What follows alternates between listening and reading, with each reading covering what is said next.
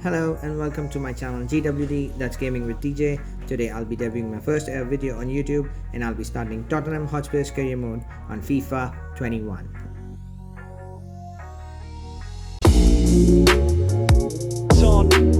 Son will cut in.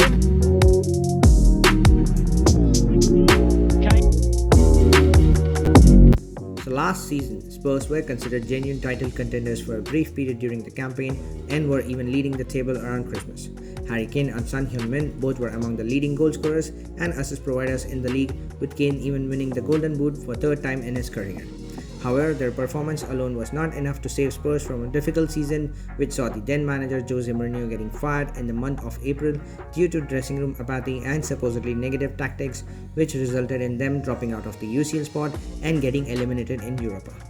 Now, the inexperienced Ryan Mason did take up the interim manager's role for the rest of the season, but despite his best efforts, the team ended up 7th on the table, missing out on the ever-important UCL spot. And if that's not all, this failure of a season led to their talismanic forward, Harry Kane, putting in a transfer request. Definitely a season to forget for Spurs. Now, for the new season, Spurs had been linked to quite a few managers, but Spurs have announced the beginning of a new era by naming Nuno Espirito Santo as their manager. The club is confident that Nuno can bring back the core DNA of playing attacking and entertaining football, but whether he'll be more successful than his predecessors is something that remains to be seen. Meantime, in the world of FIFA 21, TJ will be taking over the reins and will definitely try to bring in as much success as possible to the club. Now, I'll try my best to keep the season as realistic as possible by more or less matching the transfers that are happening in real world. However, there will definitely be a few transfers which will be my personal preference. The realistic target that I have set for the season is to qualify for the UCL spot, that I think is a bare minimum for the club of this stature. The secondary target is what every club wants: trophies. I'm going to try and bring in at least one piece of silverware, hopefully the FA Cup. The club won their last trophy back in 2008 when they beat Chelsea to lift the League Cup under Juan de Ramos, which seems like ages ago. Now, to keep the season more realistic, I'll be following certain rules when playing the English Premier League. First off, I'll simulate all my games against teams who are ranked in the bottom 5 of the table, but this only comes into the effect after playing the first 5 games. The next off, I'll simulate my second games, be it home or away, against the Big 5, that is Manchester United, Manchester City, Liverpool, Chelsea and Arsenal. The only exceptions are the first 5 games and the last 3 games I'll play no matter the team I'm facing. Now, these rules will have me simulate 30 to 40% of my games, but I believe it will provide a more realistic end to the EPL season. Honestly, I'm quite excited about it. This is not something I normally do. I'm just doing this in hope of getting a more realistic end result. I'd love for you guys to let me know in the comment section of what you think of my rules. Like it, hate it, or if you have any suggestions, please do let me know. I'd really appreciate it. In terms of settings, these are the settings that I usually follow: match difficulty legendary, currency euros, negotiation strict. Now, since Spurs are in a transition period and we expect loads of transfers happening this season, I'll be skipping the preseason tournament as I feel it will only be a distraction. And as we are role-playing the 21-22 season, I've already terminated Gareth Bale's loan and have sent him back to Real Madrid. I'll be recalling Oliver Skip and Ryan Sessegnon, and I've also acquired the likes of Brian Gill and Pierluigi Golini, and lastly I've transferred out Lamela and Alderweireld. Like I said, trying to keep the season as realistic as possible. But the biggest problem for Spurs right now is Harry Kane. The talismanic centre forward has put in a transfer request, and finding a replacement for the 3-time Golden Boot winner is not going to be easy, especially without the Champions League football. But before we get into replacements, let's have a complete look at our current squad. On the left, we have Son Heung-min, who had a terrific last season for Spurs. With Kane moving on, Son will definitely be one of our most important players, but we can't really rely on one player alone, so we may have to bring in a couple of attacking players to complement his game. One thing's for sure though, if we are to have any success this season, we'll need him to be at his absolute best. Dele Alli, there are a few talks surrounding his exit, but I honestly believe he'll remain a Spurs player by the end of the transfer window. Lucas Moura, on the other hand, seems more likely to move out this summer, provided we get a right offer for him. Then we move on to the midfield, where we have the trio of Højbjerg, Lo Celso and Ndombele in the subs. I'm pretty happy with these players. Højbjerg, especially for me, is one of the best in his position, has tremendous work rate, does the simple things really well. Lo Celso and Ndombele, though had an average last season, I feel they have the potential and can offer more. Hopefully they'll have more of an impact for us this season. Finally, we have the defense. Now this is a department that needs a complete revamp. Apart from Reguilon, all three players, Dyer, Sanchez and Aurier, could be leaving us this summer. Honestly, I still can't believe they allowed Alderweireld of all players to leave the club. He was rock solid in defense, and I for one would have really liked him to stay at the club for a couple of more seasons. Dyer and Aurier both are pretty average for me. Aurier does have a decent cross in him, but just doesn't have that consistency to his game. Sanchez, now much was expected of the Colombian, but he never really adapted to the Premier League, had a disappointing last season, and rightly so, will be leaving us this summer. Amongst the subs, Sissoko is the only one who will be on the transfer list, with Harry Winks in the ranks and the young Oliver Skip being recalled, and to add to that, Sissoko is 31 years old. I guess it makes every sense to sell him off and get some good money in return. Now rest of the players I suppose are decent backups for their respective positions. I do however quickly want to mention that I will try and promote the likes of young Dane Scarlett, who might add scored the opener of the preseason. The club really have high expectations of the teenager. Then Jamie Bowden, who the club says has the potential to be the next Michael Carrick, and the young left back Dennis Sulkin. I hope I'm pronouncing the name correct. I will try to give these players substantial playtime during cup games and certain league games in hope of making them a regular in the following seasons. So that's more or less a complete review of our current squad. Let's have a final look at the players we'll be selling this summer. We've got 6 players lined up, 4 defensive and 2 attacking players. Sissoko probably is the only player I will not be replacing, as we already have 4 defensive mids. Alright, moving on. As expected, Man City have come knocking on our door, but instead of Harry Kane, they want Son. Now Son is our most important player, so I'm just gonna reject the offer. Now let's focus on our recruits for a change. With the departure of Alderweireld, I'm first looking to bolster our defense, and it is with a player who's heavily linked with Spurs in recent weeks, Christian Romero. Having an impressive last season with Atlanta, the 22-year-old Argentine is currently the number 1 defensive target for Spurs, but currently we don't have much information, so I guess we'll have to wait a few days before we bring him on board. Now I'll also try and scout another defender who has been heavily linked with the club in recent months, if not weeks. It's Takehiro Tomiyasu. The 22-year-old Japanese international also had an impressive season with Bologna, amassing 63 appearances and scoring 3 goals and 3 assists. But the most impressive thing about him is his versatility. He can be a right back in addition to a centre back, and with Spurs cleaning out their right back and centre back position, it makes every sense to sign him up. While we wait to get valuation for these 2 defenders, let's have a look at the offers we have received, one of which is a loan offer for Bryan Gill. I'm just gonna reject it and move on to Davinson Sanchez. Arsenal have reached out offering 5.7 million and Rob Holding as a part of swap deal. Honestly, Tierney would have been a lot more tempting, but we already have depth in the left back position, so I'm just going to remove Holding. And as per the valuation, I can see that Sanchez is worth anywhere between 30 to 44 million, which is just crazy. Anyway, I'm going to counter with an offer of 38 million, and Arsenal have accepted the bid. It's a done deal. Sanchez is leaving for Arsenal. We wish him all the very best. Now, shockingly, the team that loves to defend, Atletico Madrid, have reached out for Serge Aurier offering 22.3 million, which is just crazy. I am again going to counter with an offer of 28.3 million, and Simeone has accepted it. Aurier to Atletico Madrid. It's a done deal. All the very best to him and Atletico Madrid. Now that we have cleared out a couple of defensive liabilities, it's time to bring in a new addition to the club, and the timing couldn't be more perfect as we have received scout reports and the valuation on Christian Romero. So Romero is valued at 20 million. Pretty sure we can get him around the 30 million mark. Now looking at his attributes, the Argentine has an overall rating of 78, and his best attributes are his aggression, which is 88, interception 80, which I feel is a clear indication that the player has a very good reading of the game, jumping, stamina, strength all 77, reaction 78, defensive awareness, tackling and heading accuracy all in green as well. Seems like a really good player. Let's just sign him up. As mentioned earlier, I'm going to go ahead and offer 30 million for Romero, which Piemonte Calcio has gladly accepted.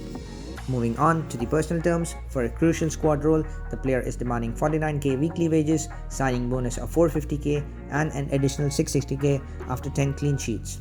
I'm going to counter by removing the additional bonus. Rest of his demands seem pretty reasonable to me, so just going to accept it. So there you have it folks, our very first signing of the new era, Christian Romero. Welcome to Tottenham Hotspur. So I'm gonna let this acquisition sink in and wait a few more days before signing up our next player.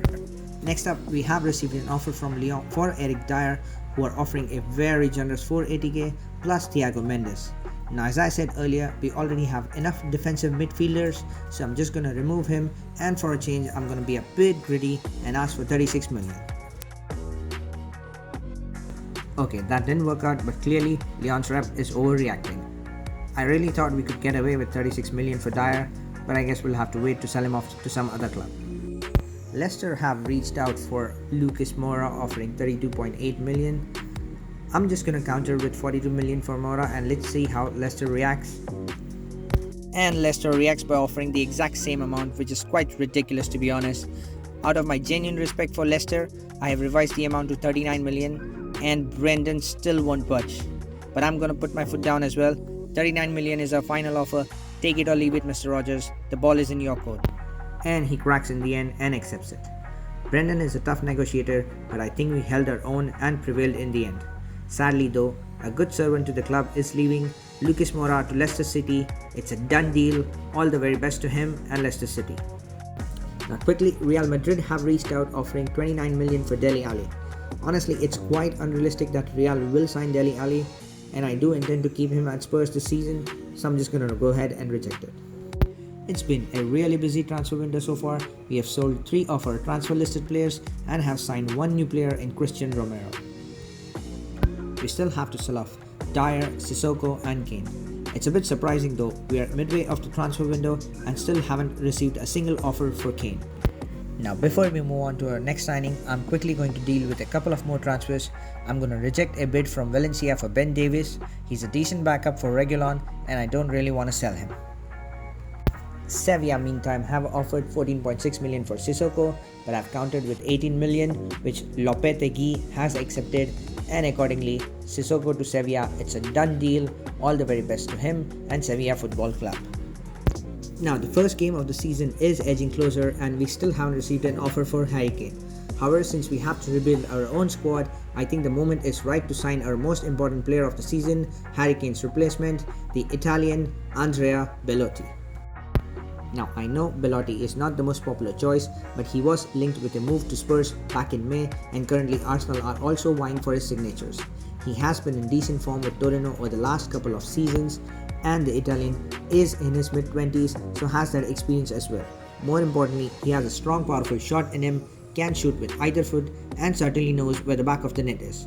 One of the main reasons for choosing him are his stats. You can clearly see a lot of green, finishing 88, which is pretty good compared to all the other strikers linked with Spurs. Attacking position 86, heading 84, again very important for a number 9 centre forward. Aggression 83, jumping 83. His work rate is high, which I personally like as a trait. Doesn't have the best of acceleration or sprint speed. Is only 76 and 78 respectively, but surprisingly it is much better than that of Harry Kane, who's only at 66 and 69. I genuinely believe he is the real deal and will score lots of goals for the club. Feel free to let me know in the comment section if you guys think I should have bought another striker instead of Belotti. I'm quite convinced he will fit in well, but let me know the options you have in mind. Perhaps I'll try and get that player before the transfer window closes or during the January transfer window. I on the other hand think he's going to be a really great addition to the squad and I'm just going to sign him up. Torino have countered my initial offer of 27 million with 43 million. We definitely need him, so I'm not going to kid around anymore and up my offer to 37 million, which Torino have agreed, and on personal terms I have accepted 105k weekly salary and 800k signing bonus. But there you have it folks, our second and in my opinion most important signing of the season, our new number 9, Andrea Belotti. Welcome to Tottenham Hotspur. Well, what do you know? Immediately after signing Belotti, Manchester United have approached us with a staggering offer of 140 million for Harry Kane. Now I'm not going to waste any time on this and I'm just going to accept it without any negotiations. We have also received an offer for Eric Dyer from Chelsea, but since we are a bit short on centre backs, I'm going to deal with it after we have played our first game. Finally, the first game of the season is here and we are up against our bitter rivals Arsenal. Last time we played them, we lost the game 2-1 but did end the season above them. Now history is irrelevant, we have to move forward and make sure we get on to a winning start, and accordingly I've gone ahead with a 4-3-3 formation. This is Bergwijn and Doherty's big chance to put in a great performance to cement their place in the starting lineup. Midfield, I've gone ahead with the trio of Ali, Lo Celso and the unsung hero Højbjerg. Dyer could very well be playing his last game for us. It's a good opportunity for him to increase his stock value in the market. On the left we have Son and Reguilon, no surprises there, but the biggest talk of the game will be the inclusion of two debutants in the starting 11 in Christian Romero and the Italian Andrea Bellotti. All eyes will be on him. Can he replace Harry Kane? It's all about his debut. So here we are, first game of the season, the stage is set, the ground looks amazing and we are underway. Tottenham up against Arsenal. Saka keeping the ball really well. Can he make something of it? But Doherty with a really good tackle. I thought the ref would call in a foul, but I guess the right back won the ball cleanly. Plays the ball to Bergwijn, who's galloping forward with intent. Looks a promising move for Spurs. He looks to put in a cross but has no real support in the box, so has to check back. Plays it back to Doherty, who's looking for options and plays it to Bergwijn. Bergwijn to Ali. Ali with a quick turn, lays it off to Son, whose shot is blocked by Murray. That was a really good opening for Spurs. Willian with a poor pass and the ball comes out to Ali, who tries his luck from distance but doesn't really trouble the keeper. That was really poor from the Englishman. Had all the time in the world and should have at least hit the target. Bergwijn plays it to Doherty, who has time to pick out Son, but Bellerin does just enough to deny Son a clear chance on goal. Reguilon to Højbjerg. Højbjerg to Lo Celso. Lo Celso really has nowhere to go and passes it back to Højbjerg, who finds Ali in space, and Son is in here. Surely he must score, but he cuts it back to Bellotti, who scores his first goal for the club, and that is how you announce yourself in the Premier League. What a moment for the Italian. Took him only 15 minutes to make his mark in the game, but credit has to be given to Son, who could have easily gone for the goal but instead laid it to Bellotti, who made no mistake and slotted the ball in the back of the net. We have our opening goal of the season, and Spurs lead their North London rivals by goal to nil. The game restarts. Odegaard gets the ball, but Højbjerg, with a brilliant tackle, wins the ball in the middle of the park, gives it to Lo Celso, who sends Bergwijn on his way, who has had a quiet game so far, but that could change with Bellotti bursting forward and almost scoring with his second attempt of the game. The keeper made himself really big, denying the Italian his second goal. Leno launches the ball forward. Romero tries to win the header, does well to win it back with his second attempt. He's not really had much to do here, which is a good sign for Spurs, I guess. Arsenal have hardly threatened and are struggling to keep the ball. Odegaard again on the ball, tries to dribble past Romero, but the Argentine bullies the Norwegian and gets the ball with ease. Really good defending. It's 22 minutes and Arsenal are yet to have an attempt on goal. Ali to Lo Celso, who spots Bellotti's run and plays a clever through ball. Surely he must score his second. Leno with a big save, keeping Arsenal in the game. That was a glorious chance for Spurs number 9. Maybe he could have done better, but credit to Leno for making the big save. Arsenal looking dangerous here. Tierney has some space, crosses the ball, but Romero with a towering header. Saka picks up the loose ball. Aubameyang goes for the shot, and this time it's Dyer who makes the block. Spurs centre-backs defending as a unit and getting themselves out of trouble. Lo Celso with options here. Plays the long diagonal ball to Son, who despite the assist has had a quiet game so far. Has created some space for himself here. Goes for the shot, but straight into the hands of the keeper. Spurs faithful will remember that Son had scored a sensational goal against Arsenal last season from similar range. This time it was not meant to be though. Son with the reverse ball here. Reguilon is in. Tries to find Bellotti at the far end, but Arsenal defended really well here. It could have been really dangerous for Arsenal, but Gabriel was in the right place at the right time. Bellotti with some room here. Can he make something of it? Now he's looking for options and plays it to Højbjerg, who's got some space here. Will he shoot with his left? Instead lays it to Son. Surely he must score, and Spurs have a 2-goal cushion just before the half-time, and deservedly so. Arsenal caught napping, and you can't afford to give Son so much time and space, who finishes beautifully and gets his name on the score sheet. Partey is looking to cross, finally puts it in, and Romero again wins the header. He has been a commanding presence in defense and has had a really good game for Spurs so far. And that's the end of first half, with Spurs leading 2-0. I think both of our signings have had a pretty good first half. Romero really hasn't been tested but has been decent when called upon to defend. Bellotti perhaps could have scored a second, but I'm not really complaining. His movement has been good, is looking dangerous, and could very well grab another goal in next 45 minutes. And second half's underway.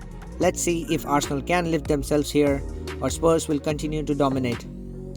Højbjerg with a diagonal ball for Son, who again looks to create some space for himself to take the shot but feints the move and passes to Reguilon, who puts in a dangerous cross, and Belotti completely misses it. Son volleys it back straight to the keeper. What a chance for Spurs to make it 3-0. Saka on the ball, lobs it to Tierney, who looks to cross but there's no one in the box, plays in a low cross, and Odegaard slips into Aubameyang, and Arsenal are right back in it. Poor defending by Spurs. Aubameyang snuck in between our defense and opens his goal account for the season. Tottenham 2, Arsenal 1 with 30 minutes to go. It's game on. Bergwijn has been quite poor. He really hasn't offered us anything from the right. We may have to get on Bryan Gill to get some more attacking threat. Lo Celso with a pass to Belotti, who plays a clever little backheel to Højbjerg, who can make it 3-1 for Spurs, and it's gone in. Højbjerg smashes it past Leno with his left foot, giving him absolutely no chance. Lovely finish by the Dane. Spurs regain their 2-goal cushion and can breathe easy now. After 65 minutes, Tottenham are 3-1 to the good, and Arsenal have a mountain to climb. Now Dele Alli on the ball, who's again had a quiet game. Son passes the ball to Reguilon, who's on his way, puts in a dangerous cross, and Belotti meets with a diving header, but unfortunately it was too close to the keeper, who held the ball really well. Belotti again, twisting and turning, goes for the shot, but fine reaction from the keeper. Perhaps passing to Son was the better option, but he's desperate to score his second, and given the scoreline, you can't fault him for being a little selfish. Son passes it back to Reguilon, who gives it away, and Arsenal can break here with Odegaard, but Romero again reading the danger well and wins the ball for Spurs. That move looked really promising for Arsenal, but Romero made sure nothing really comes of it. Meantime, Son with a lot of room here, which could prove costly for Arsenal. He cuts it back, finds Belotti, but his shot is well blocked by Murray. Now it's only 15 minutes left on the clock, and Bergwijn has been poor. We're in a comfortable situation, so I'm going to bring on Gill for his debut, and Ali has been quiet as well, so I'm going to give Ndombele a chance. Now Leno launches the ball, and it drops to Reguilon, who again loses possession, and Odegaard could break here, but Romero is there again to bail him out. He's been absolutely brilliant today. Seems like he's been playing in the Premier League for years. Ndombele pushes forward with intent, plays in a lovely ball to Son, who's in here, who's through on goal. Can he score? Can he make it 4-1? Cuts back, goes for the shot. Oh, Leno with a really big save. He's been brilliant for Arsenal, easily their best player. Time to make our last change. Sessegnon coming on for Reguilon. Curls it in, and Belotti rises above and gets his second of the match. An unbelievable debut for the Italian. He leaps above everyone else and heads the ball in the back of the net. Really good finish with just under 10 minutes left on the clock. Surely this is game over for Arsenal. Tottenham 4, Arsenal 1. Højbjerg winning the ball once again and immediately releases Ndombele, who plays it into Belotti, who lobs it over to Gill. This is his moment now. Let's see what he can do. He checks back and is moving forward effectively. Plays in a clever ball to Belotti, who strikes the ball first time, but Leno denying him his hat-trick. Maybe he could have taken a touch and set himself to get his third goal, but unfortunately couldn't make the most of the opportunity. Gabriel heads it away for Arsenal. The ball falls to Ndombele, who passes it to Højbjerg, who tries his luck from distance and has scored his second goal of the game. What a wonderful strike from the Dane.